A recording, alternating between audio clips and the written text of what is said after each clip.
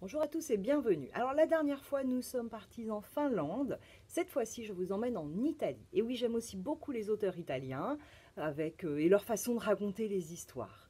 Donc là nous allons rencontrer un auteur sicilien qui écrit Borgo Vecchio, publié aux éditions Notabilia.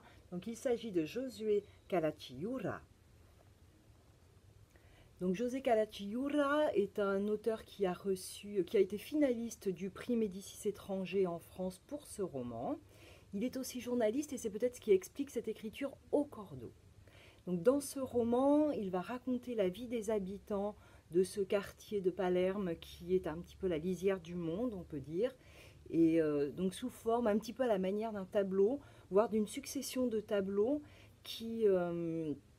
dont les personnages changent, mais où le temps semble figé. C'est une espèce de nature morte d'un quartier qui va devenir personnage principal, ou sinon principal en tout cas, qui devient un personnage à part entière, animé de sa propre force, et qui peut-être engloutit ses habitants. Et d'ailleurs, on va suivre plus précisément le destin de quelques habitants. Alors, il va y avoir le voleur au grand cœur, Toto. On va suivre aussi le destin d'un cheval plus tout à fait de course, Nana. Et puis surtout le destin de 3 enfants, donc Mimo, Cristofaro et Céleste, qui sont à la recherche, en quête de lumineux, d'amour, d'espoir, dans un monde de violence, de noirceur, de misère, où le déterminisme semble l'emporter, à moins que le salut des êtres et des âmes ne soit possible.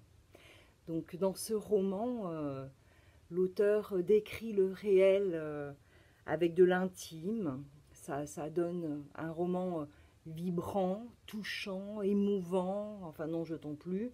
Vous avez compris que quand j'ai refermé ce roman, j'avais eu l'impression de toucher à un bout d'humanité, à avoir eu affaire à quelque chose de précieux, de grave, à travers une écriture au plus près du corps. Merci d'avoir écouté ce conseil de lecture, j'espère qu'il vous plaira. Et les mardis du livre reprendront à la rentrée des vacances scolaires. Rendez-vous au premier mardi de la rentrée.